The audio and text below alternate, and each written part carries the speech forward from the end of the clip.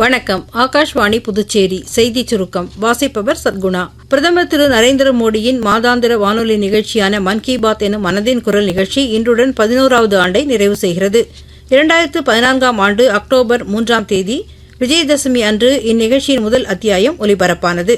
இதுவரை 126 முறை பிரதமர் இந்நிகழ்ச்சியின் மூலம் நாட்டு மக்களுடன் உரையாற்றியுள்ளார். இந்நிகழ்ச்சி மக்கள் இயக்கமாக மாறியதோடு மட்டுமல்லாமல் ஒரு தலைவரின் குரல் நாட்டின் ஒவ்வொரு பகுதியையும் எவ்வாறு சென்றடைய முடியும் என்பதையும் நிரூபித்துள்ளது. மத்திய உள்துறை அமைச்சர் திரு அமித்ஷா இன்று ஹரியானாவின் ரோஹ்தக்கில் சபர் பால் பண்ணையை திறந்து வைத்தார். அப்போது பேசிய அவர், நாட்டில் பால் பண்ணைத்துறை கடந்த 11 ஆண்டுகளில் 70% மகத்தான வளர்ச்சியை கண்டுள்ளது என்றும் இது உலகிலேயே மிகவும் வேகமாக வளர்ந்து வரும் துறை என்றும் அவர் கூறினார்.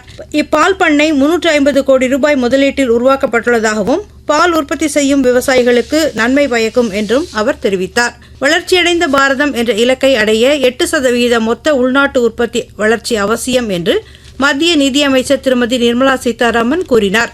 புதுடில்லியில் இன்று நடைபெற்ற கௌடில்யா பொருளாதார மாநாட்டின் தொடக்க அமர்வில் உரையாற்றிய அவர், உலகளாவிய பொருளாதார ஏற்ற இறக்கங்களுக்கு மத்தியில் இந்திய பொருளாதாரம் சீரான வளர்ச்சி அடைந்து வருவதாக தெரிவித்தார். சமூக பாதுகாப்பில் சிறந்த சாதனையாளர்களுக்கான மதிப்புமிக்க சர்வதேச சமூக பாதுகாப்பு சங்கத்தின் 2025ஆம் ஆண்டிற்கான விருது இந்தியாவிற்கு வழங்கப்பட்டுள்ளது. கோலாலம்பூரில் உலக சமூக பாதுகாப்பு மன்றத்தில் இன்று நடைபெற்ற நிகழ்ச்சியில் மத்திய தொழிலாளர் மற்றும் வேலைவாய்ப்புத்துறை அமைச்சர் திரு மன்சுக் மாண்டவியா இந்த விருதினை பெற்றுக் கொண்டார். அப்போது பேசிய அவர், ஒவ்வொரு குடிமகனுக்கும் சமூக நலனை உறுதி செய்வதில் பிரதமர் திரு நரேந்திர மோடியின் முயற்சிகளுக்கு இந்த விருது ஒரு சான்றாகும் என்று கூறினார்.